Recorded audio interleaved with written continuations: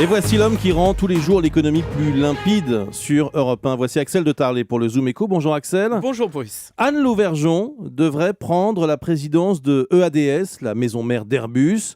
Côté allemand, ça ne passe pas, on peut le dire. On dénonce une nomination politique. Les mauvaises habitudes françaises auraient-elles la vie dure ? C'est sûr que pour la République irréprochable, on repassera. Alors, il n'est pas question ici de dénoncer les compétences d'Anne Lauvergeon, qui a dirigé Areva, notre champion du nucléaire.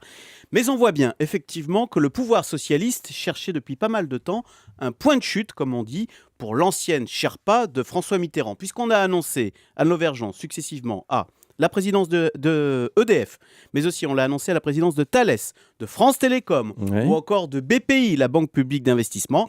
Finalement, ce sera donc EADS, Airbus, va pour les avions. Alors les Allemands, puisque EADS est une entreprise franco-allemande, donc les Allemands ne comprennent pas cette façon de faire.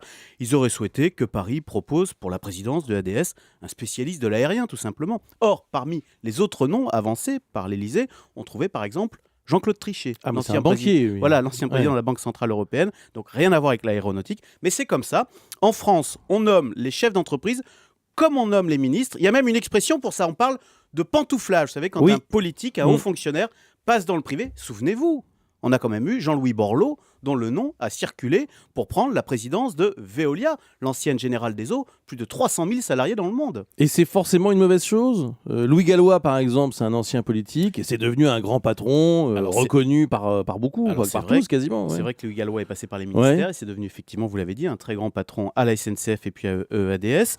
Et c'est vrai qu'Anne Lauvergeon sera peut-être une très bonne présidente.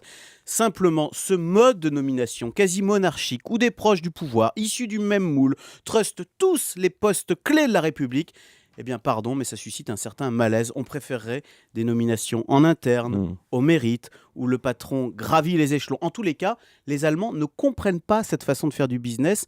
Or, en matière d'export, parce qu'après il faut vendre, ils ont plutôt des leçons à nous donner, les Allemands, parce qu'ensuite, c'est vrai, un patron, le week-end, il faut qu'il aille dans les salons pour faire l'article, comme on dit. Et ça, aller dans les salons pour faire l'article, c'est pas forcément la culture de nos énarques qui viennent pantoufler dans le privé. Un coup de chapeau.